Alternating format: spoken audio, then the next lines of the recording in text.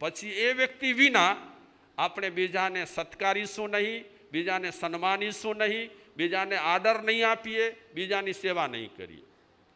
ચમત્કારોમાં વ્યક્તિ બંધાઈ જતો હોય અને સાર્વજનિક રીતે વ્યક્તિ કોઈ પણ વ્યક્તિને જુએ તો એમાં બંધાતો નથી. આપણને જ્ઞાની જોવા છે, આપણને જે બોધ આપે છે તેમને જોવા છે, અને જે સાચું બોધ આપશે એ તમને બાંધવા માટે ક્યારે પણ પ્રયાસ નહીં કરે. તો પેથળ શાહ જ્ઞાન પામ્યા હતા, પેથળ શાહ સમજ પામ્યા હતા. કયા આચાર્ય મહારાજ હતા? ધરમ ઘોષ સુરી મહારાજ. વિક્રમાદિત્ય એમના ગુરુ હતા.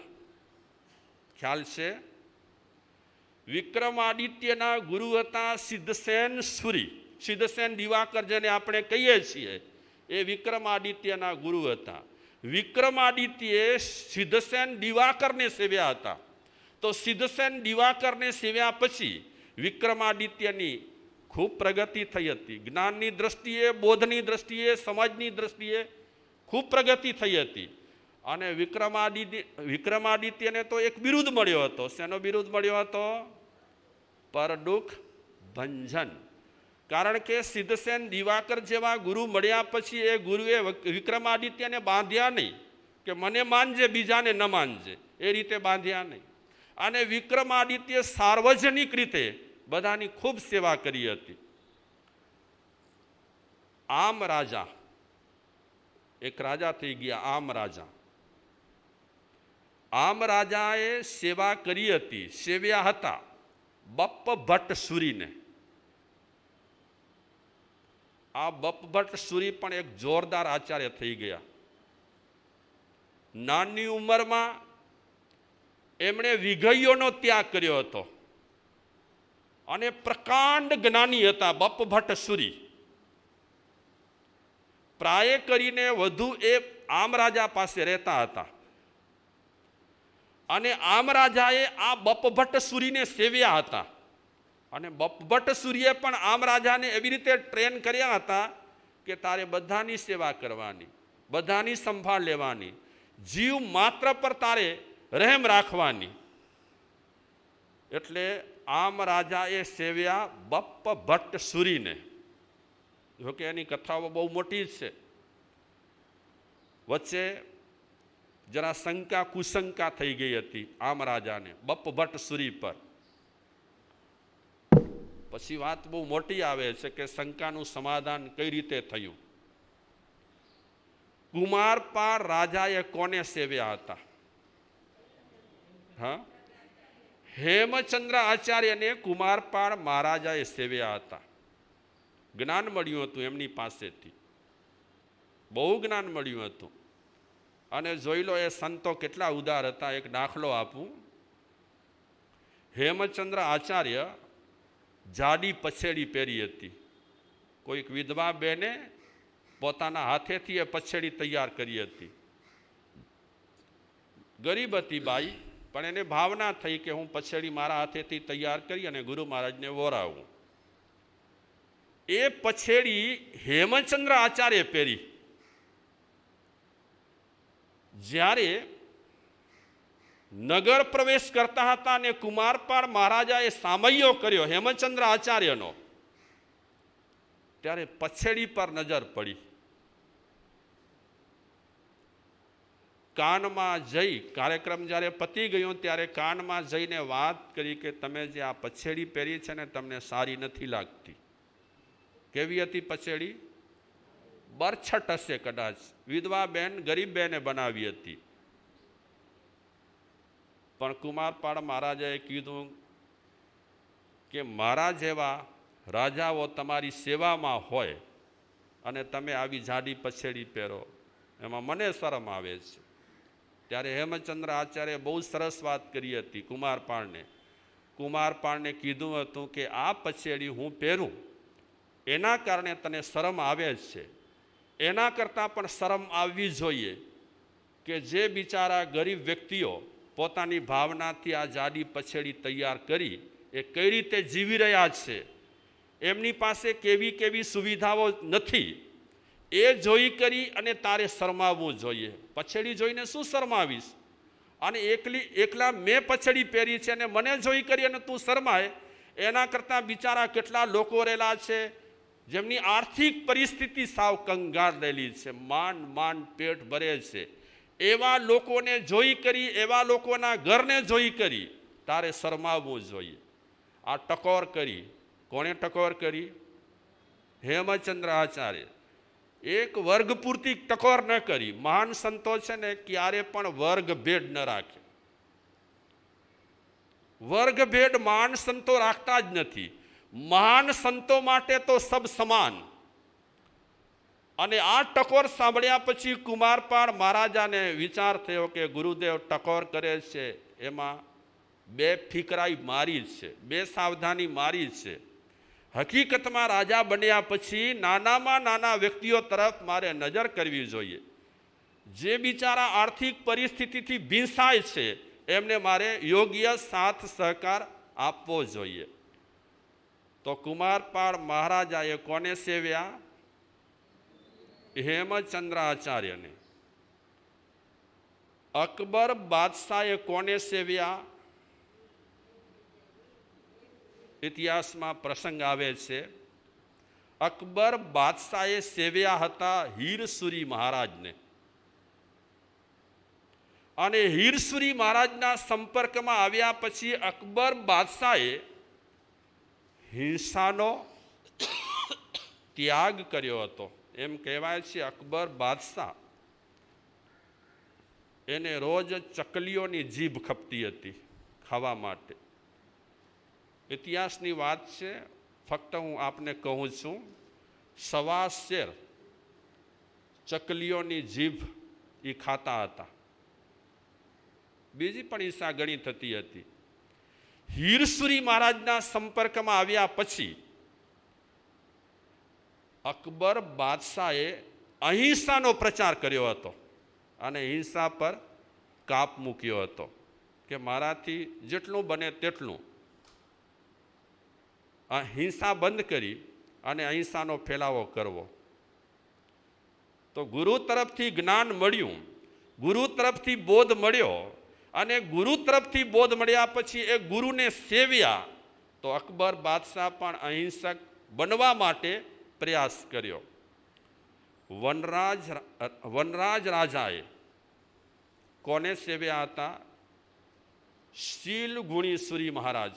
કેવા જૂના જૂના આચાર્યો ધુરંધર થઈ ગયા, એકબીજાથી ચડ્યા હતા, એકબીજાથી ચડ્યા હતા. શીલગુણીસુરી મહારાજને વનરાજ રાજાએ સેવ્યા હતા. વાત એકની એક વાત આવશે. આપણો જે વિષય ચાલે જ છે કે વ્રતિઓની, જ્ઞાનીઓની સેવા કરો, બહુમાન કરો, સત્કાર કરો. અને હું એક જૈન પૂરતી મર્યાદિત વાત નહીં કરું. જ્યાંથી આપણને સારું જ્ઞાન મળે તે વ્યક્તિઓને તમે સત્કારો, સન્માનો, બહુમાન કરો, એમને આવકારો. તમે એક વર્તુળમાં પૂરાઈ ન રહો. આ વર્તુળમાં પૂરાઈ રહેવા માટે અમે ઘણી વખત તમને ઉપદેશ આપીએ છીએ, ઉપદેશ બરાબર નથી. સેવા તો ખરેખર વ્યક્તિએ અભેદ ભાવથી કરવી જોઈએ. ફલાણી વ્યક્તિ તરફથી મને બોધ મળ્યો, ફલાણી વ્યક્તિ તરફથી મને સમજ મળી, ફલાણી વ્યક્તિ તરફથી મને જ્ઞાન મળ્યું, તો ચાલો એ બહુમાન કરવાને લાયક છે, સન્માન કરવાને લાયક છે. પાડ લિપ્ત સુરી. આ પણ સમર્થ એક સાધુ થઈ ગયા સમાજમાં. પાડ લિપ્ત સુરી એટલે ઘણી લબ્ધિઓ હતી એમની પાસે તો. અને આકાશમાં એ લબ્ધિઓના આધારે આવાગમન કરતા હતા. હું અમસ્તા વાત કરું કે આ પાડ લિપ્ત સુરી એવી વનસ્પતિઓ રહેલી હતી. એ પગ પર એનો લેપ કરતા, પગ પર લેપ કરી અને આ વનસ્પતિઓના આધારે આકાશમાં આવાગમન કરતા. એટલે પાડ લિપ્ત સૂર્ય એમનું નામ પડ્યું. પગે લીપતા હતા એવી રસાયણો. તો એ પાડ લિપ્ત સૂરીને નાગાર્જુને સેવ્યા હતા. એવી વિદ્યાઓ હતી પારલિપ્ત શ્રી પાસે. તો નાગાર્જુને એમની સેવા કરી, એમને સન્માન્યા, એમને આવકાર્યા, એમનું બહુમાન કર્યું, એમના કારણે વિદ્યા મળી.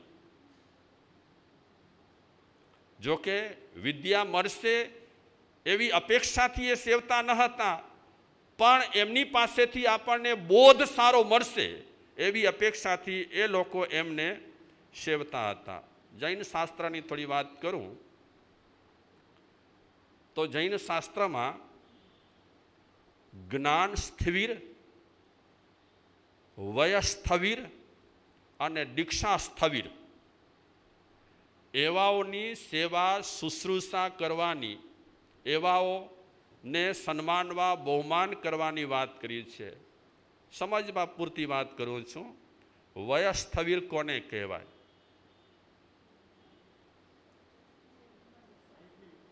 હા, 60 વર્ષ થઈ ગયા હોય એ થઈ ગયા વય સ્થવિર. તો મને હજી 60 નથી થયા, તો એમાંથી આપણે રિજેક્ટ. પછી દીક્ષા સ્થવિર, કેટલા વર્ષ થઈ જાય એટલે દીક્ષા સ્થવિર કહેવાય?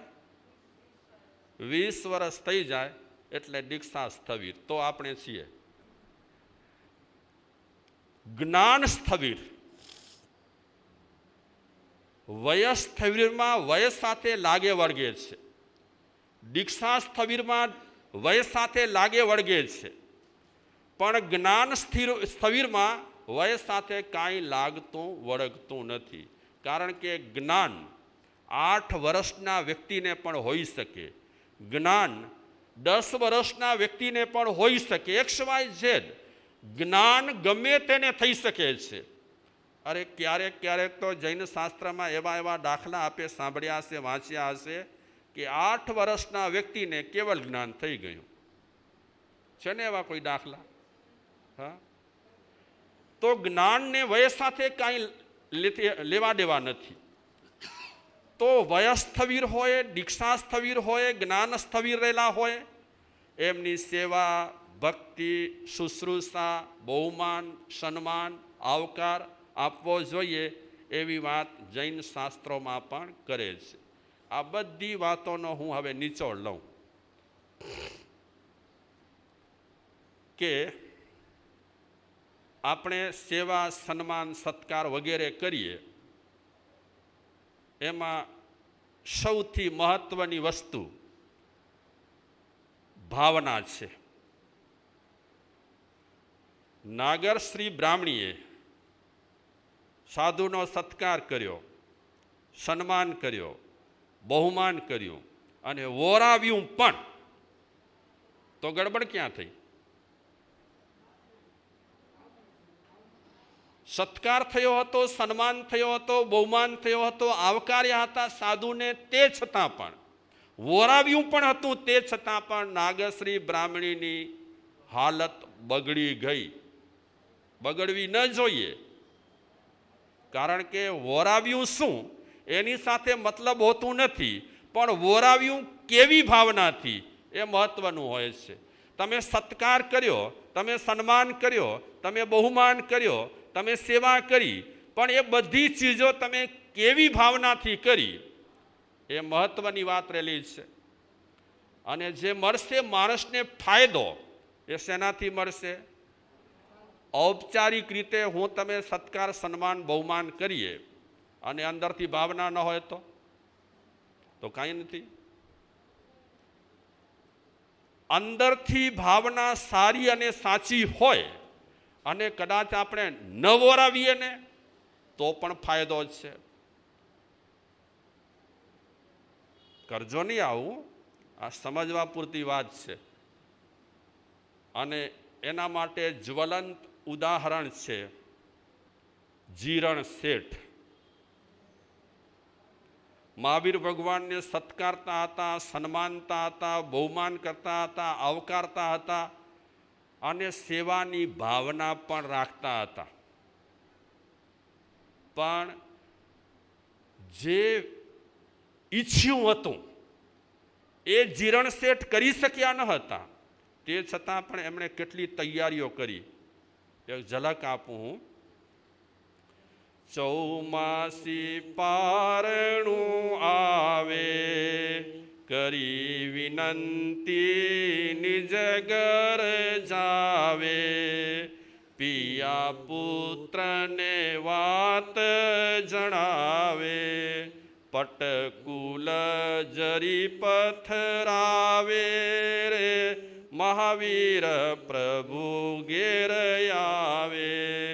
જીરણ શેઠજી ભાવના ભાવે રે, મહાવીર પ્રભુ ઘેર આવે. કેવી તૈયારીઓ કરે છે, માજીને બહુ મજા આવશે. અમારા માજી શું નામ છે? હા, એમને આ સજાયોમાં બહુ મજા આવે છે. બહુ મીઠા રાગ છે એના. શું કહે છે જીરણ શેઠ ઘરમાં? કારણ કે એને સમાચાર મળી ગયા છે જીરણ શેઠને કે ભગવાન જ્યાં હતા 4 મહિના ત્યાં નથી અને વૈશાલી નગરીમાં દાખલ થયા છે. તો એને એવી ધારણા હતી કે વૈશાલી નગરીમાં ભગવાન દાખલ થયા છે એટલે મને ખાતરી છે કે ભગવાન મારા ઘરે આવશે. સત્કારવાની કેવી તૈયારી કરી છે, સન્માનવાની કેવી તૈયારી કરી છે, આવકારવાની કેવી તૈયારી કરે છે. ઘરવાળાને બધાને શું કહે છે? ઊભી શેરીએ જલ છંટકાવે, જોઈ કે તકી ફૂલ બિછાવે, નિજ ઘર તોરણ બંધાવે, મેવા મીઠાઈ થાળ ભરાવે રે, મહાવીર પ્રભુ ઘેર આવે. જીરણ શેઠજી ભાવના ભાવે રે, મહાવીર પ્રભુ ઘેર આવે. કેટલીઓ તૈયારીઓ કરાવે છે ઘરમાં કે આ કરજો, આ કરજો, આમ કરજો, આમ કરવું જોઈએ. ઘરને શણગારે પણ છે. કારણ કે ભાવના વ્યક્ત કરવા માટે ઘણી વખત માણસ શણગાર સજતો હોય છે. આમ પ્રગટ કરી શકતો નથી, ભાષા એની અટકી ગઈ છે. ત્યારે ઘણી વખત માણસ કાંઈક ભાવ વ્યક્ત કરવા માટે કાંઈ બહાર દેખાડો પણ કરતો હોય છે, પણ એ દેખાડો એનો સાચો હતો, અંદર ભાવના એવી હતી. તો એ જીરણ શેઠની સજાય એને કાવ્ય એટલો સરસ છે, એટલો સરસ છે.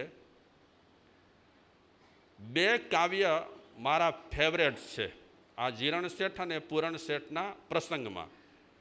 અને ક્યારેક ક્યારેક આ બંને કાવ્ય હું 15 દિવસ ચલાવું, એટલા સરસ મજાના છે. અને એમાં જે શબ્દોની ગૂંથણી છે એ પણ બહુ જ આહલાદક છે, મજા આવે એવી છે.